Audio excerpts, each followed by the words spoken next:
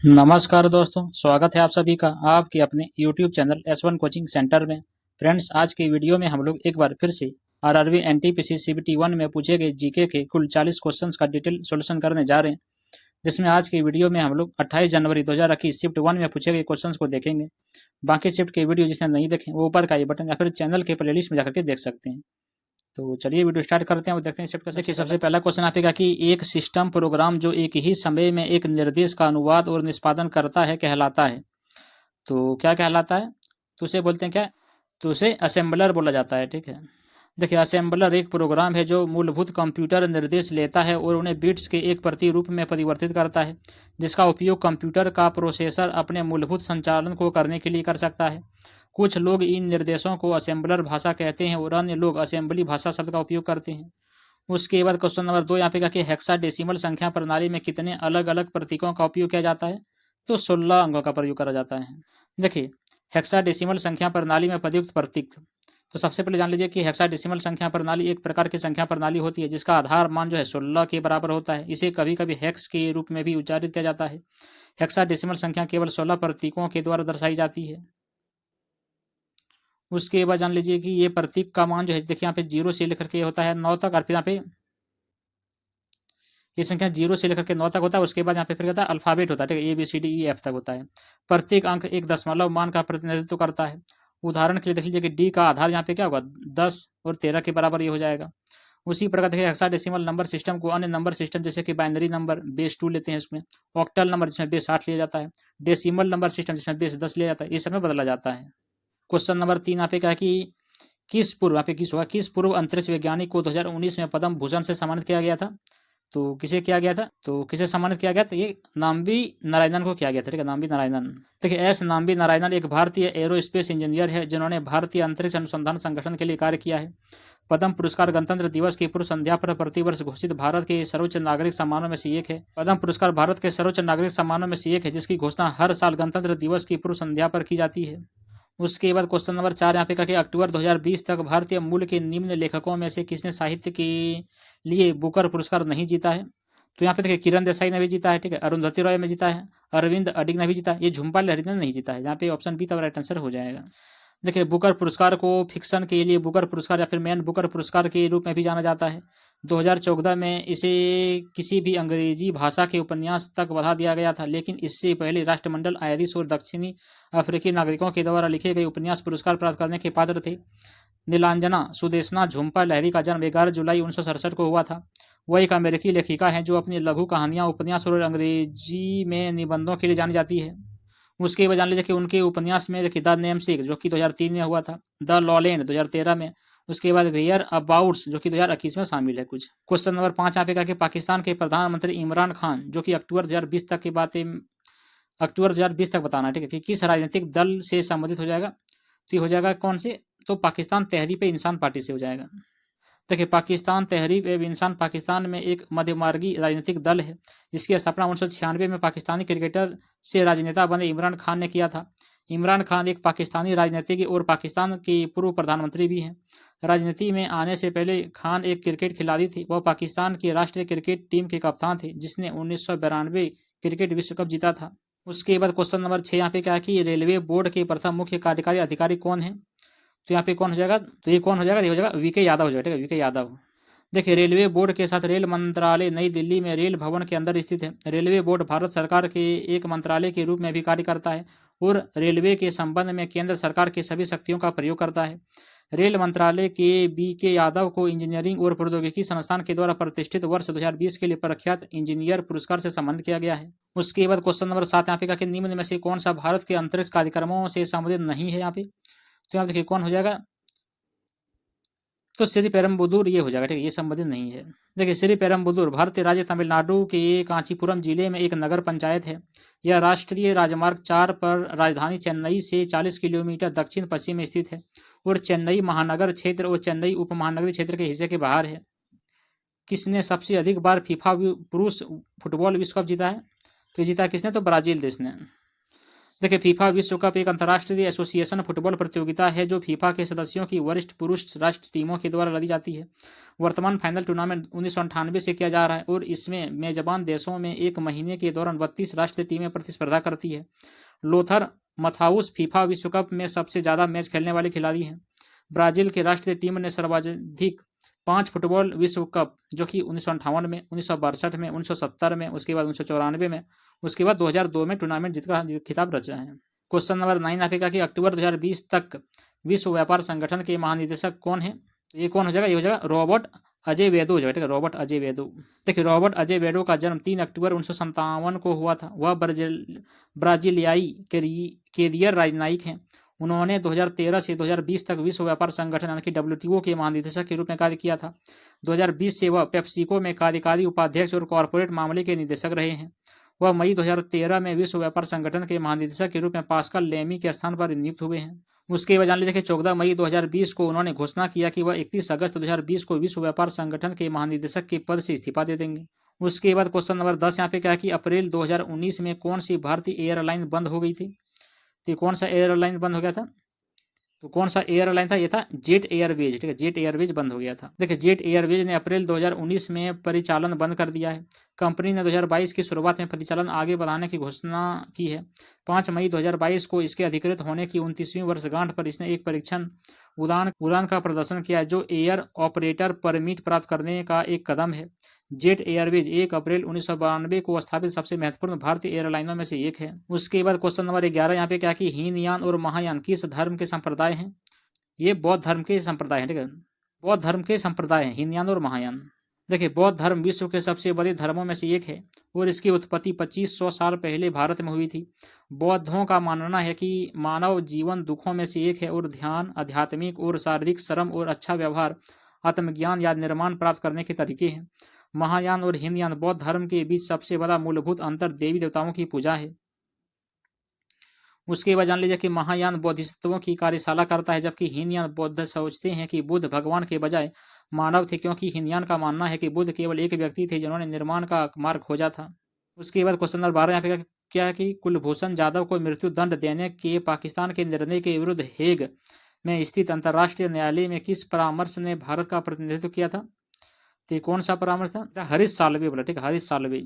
देखिए, हरीश साल्वे ने कुलभूषण जाधव का मामला अंतर्राष्ट्रीय न्यायालय में लड़ा।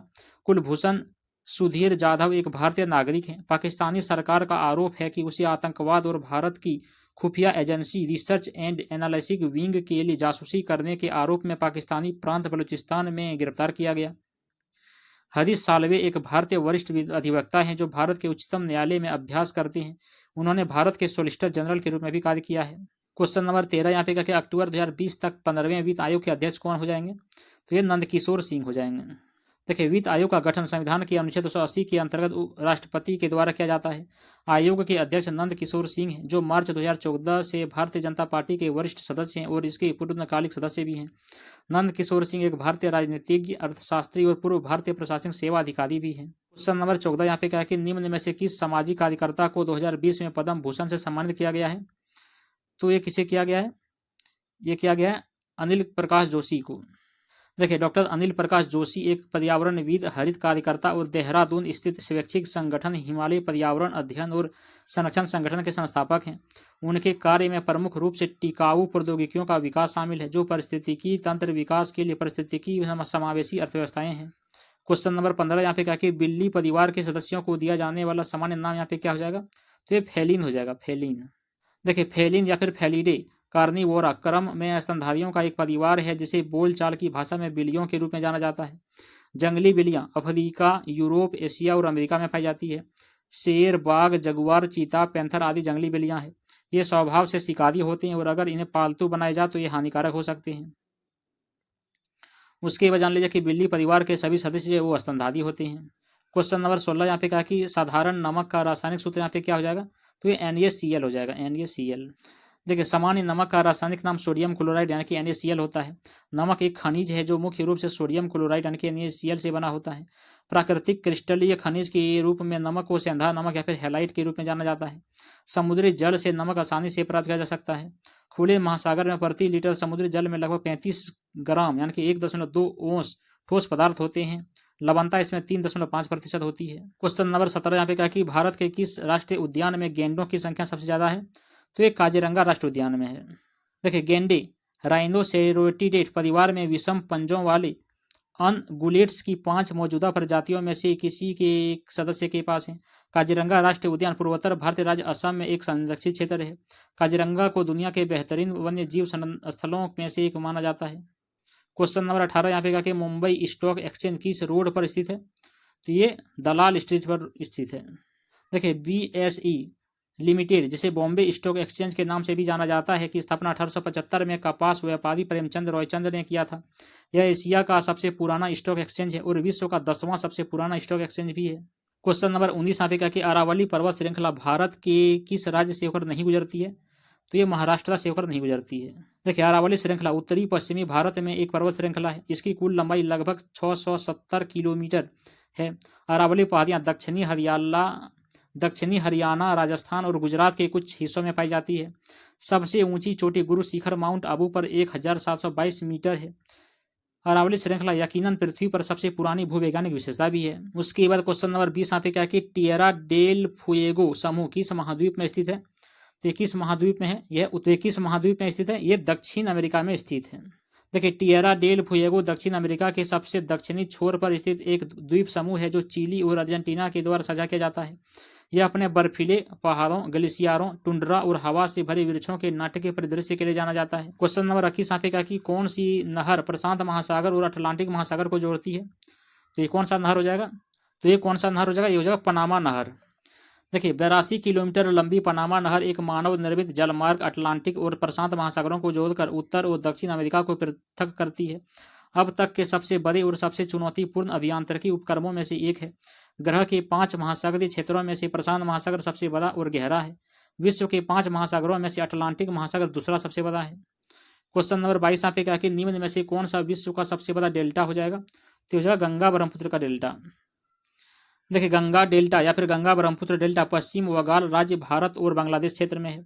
यह गंगा और ब्रह्मपुत्र नदियों के मुहाने से बनने वाली धाराओं के संजाल से ढका हुआ है।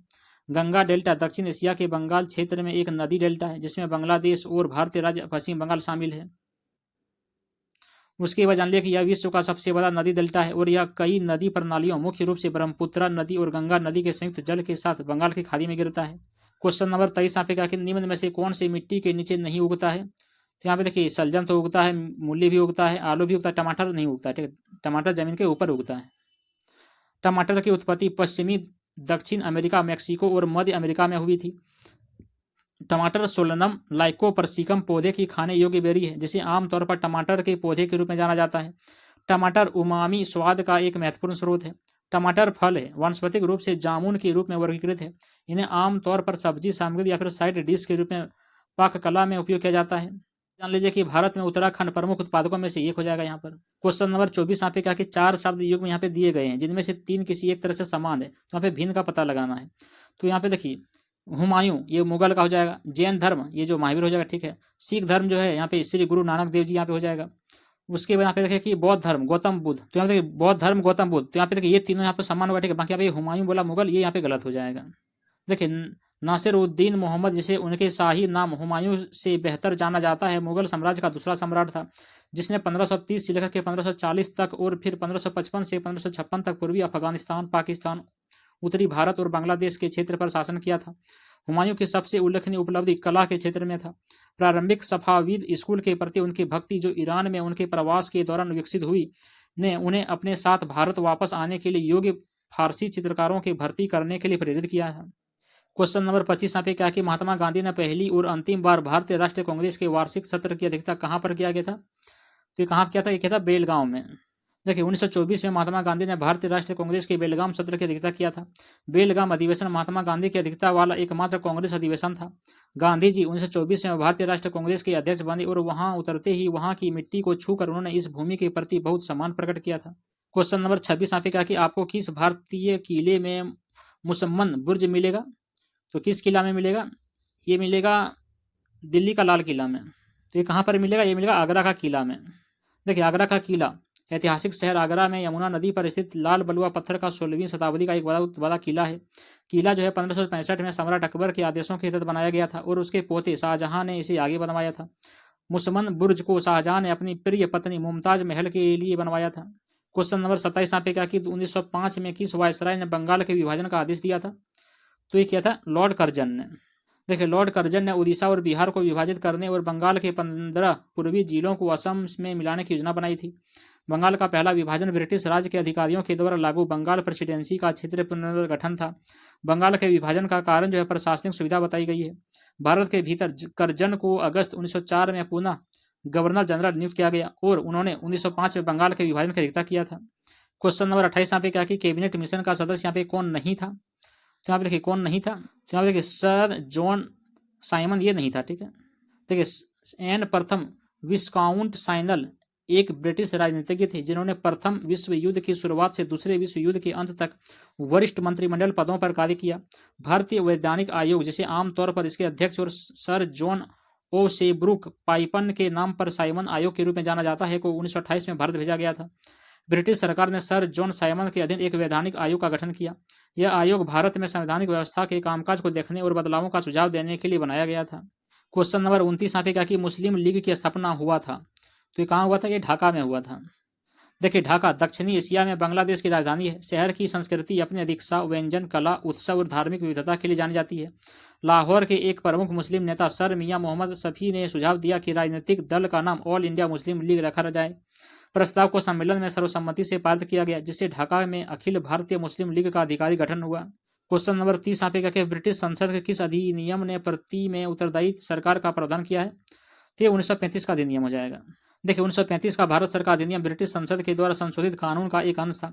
इसने प्रांतों और रियासतों से बनी इकाइयों के साथ अखिल भारतीय संघों के निर्माण का आह्वान किया। इस अधिनियम के अंतर्गत भारतीय रिजर्व बैंक की स्थापना की जानी थी। क्वेश्चन नंबर 31 यहाँ पे क्या कि लोकसभा में निर्वाचित सदस्यों की कुल संख्या कितनी थी? तो 543 हो जाएगा। देखिए, लोकसभा को जनता का सदन भी कहा जाता है। यह संसद का निचला सदन होता है। इसकी अवधि सीमा 5 वर्ष होता है। भारत के संविधान के द्वारा आवंटित सदन की अधिकतम सदस्य 552 है। पीएम नरेंद्र मोदी सदन के नेता होते हैं और रक्षा मंत्री राजनाथ सिंह सदन के उपनेता हैं। क्वेश्चन नंबर 32 यहाँ पे क्या कि निम्न में से किस केंद्र शासित प्रदेश में विधानसभा है? तो यहाँ पे दिल्ली हो जाएगा। देखिए, राष्ट्रीय राजधानी क्षेत्र दिल्ली में एक विधानसभा और एक मंत्रिपरिषद है। वर्तमान में इसमें 70 सदस्य देश शामिल है और 70 निर्वाचन क्षेत्रों में से प्रत्यक्ष रूप से चुने जाते हैं। दिल्ली आधिकारिक तौर पर राष्ट्रीय राजधानी क्षेत्र दिल्ली भारत का एक शहर और केंद्र शासित प्रदेश जिसमें भारत की राजधानी नई दिल्ली शामिल है। दिल्ली 7 सदस्यों का चुनाव करती है और वे प्रत्यक्ष रूप से दिल्ली के राज्य निर्वाचन क्षेत्र द्वारा चुने जाते हैं।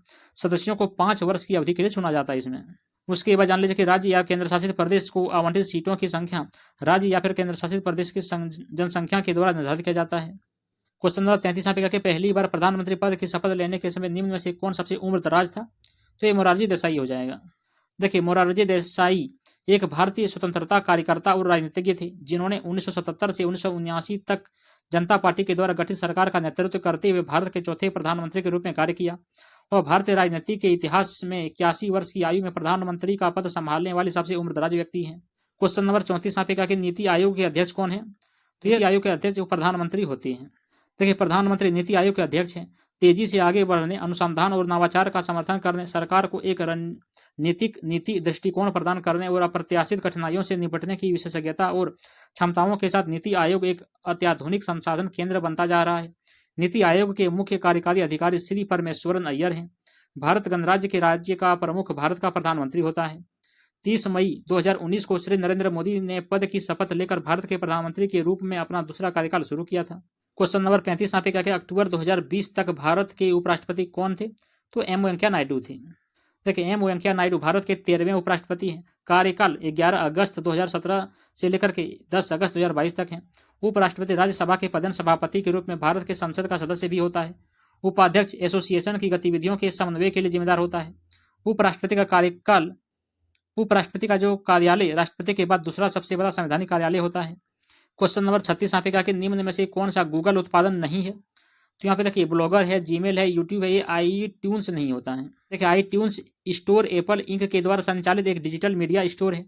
यह स्टीव जॉब्स के परिणाम स्वरूप 28 अप्रैल 2003 को खोला गया था। टीम कुक 2011 से एप्पल इंक के CEO हैं। गूगल की स्थापना 4 सितंबर 1998 को लेरी पेज और सरगेई ब्रिन के द्वारा किया गया था। सुंदर पिचाई को 24 अक्टूबर 2015 को लेरी पेज की जगह गूगल का सीईओ नियुक्त किया गया है। क्वेश्चन नंबर 37 यहाँ पे कहा कि रूस और संयुक्त राज्य अमेरिका के एक राज्य के बीच कौन सी जल संधि स्थित है? तो कौन सा हो जाएगा? ये हो जाएगा बेरिंग जल संधि। देखिए, बेरिंग जल संधि प्रशांत और आर्कटिक महासागरों के बीच स्थित है। यह रूस को अलास्का के सीवार्ड प्रायद्वीप से पृथक करता है। जल संधि का नाम रूसी साम्राज्य की सेवा में डेनिश खोजकर्ता विटस बेरिंग के नाम पर रखा गया है। ऐसा माना जाता है कि यह एशिया से उत्तरी अमेरिका तक एक भूमि पुल था जिसे बेरिंगिया के नाम से जाना जाता था। उसके बाद जान लीजिए कि बेरिंग जल संधि लगभग 82 किलोमीटर चौड़ा है। इसका सबसे गहरा बिंदु 90 मीटर जो यानी कि 300 फीट है।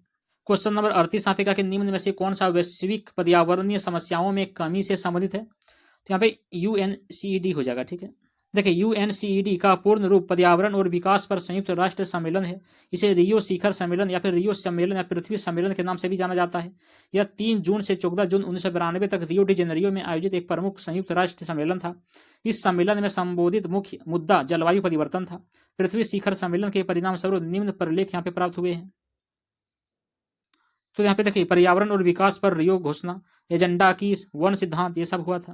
क्वेश्चन नंबर 39 यहाँ पे कहा कि ब्यूटिया मोनोस्पर्मा किस पादप का वनस्पति नाम है जो भारतीय उपमहाद्वीप में जन्मी है? तो ये पलाश का नाम है। देखिए, पलाश का वानस्पतिक नाम ब्यूटिया मोनोस्पर्मा है। यह Pakistan, Bharat, Bangladesh, Nepal, Sri Lanka, Myanmar, Thailand, Laos, Cambodia, Vietnam, Malaysia और पश्चिमी इंडोनेशिया में भारतीय उपमहाद्वीप और दक्षिण पूर्व एशिया के उष्णकटिबंधीय और उपोष्णकटिबंध भागों में जन्मी ब्यूटिया की एक प्रजाति है। उसके बाद इस सीट का आखिरी क्वेश्चन नंबर 40 यहाँ पे क्या है कि जूल में क्या मापा जाता है? तो जूल में ऊर्जा मापा जाता है। देखिए, ऊर्जा कार्य करने की क्षमता होती है। यह कई अलग अलग रूपों में मौजूद हो सकता है, जैसे कि क्षमता, गतिज, तापीय, विद्युत, रासायनिक, रेडियोधर्मी, ये सब हो जाएगा। वह मात्रा जो किसी पिंड या भौतिक तंत्र में स्थानांतरित होती है ऊर्जा कहलाती है। जब 1 न्यूटन का बल 1 मीटर के विस्थापन पर लगाया जाता है तो व्यय होने वाली ऊर्जा की मात्रा को जूल के रूप में जाना जाता है। तो बस इतना ही था फ्रेंड्स। कैसे लगा ये वीडियो कमेंट करके जरूर बताइएगा। चलिए मिलते हैं अगली वीडियो में अगले शिफ्ट के क्वेश्चंस को लेकर के। तब तक के लिए धन्यवाद। जय हिंद।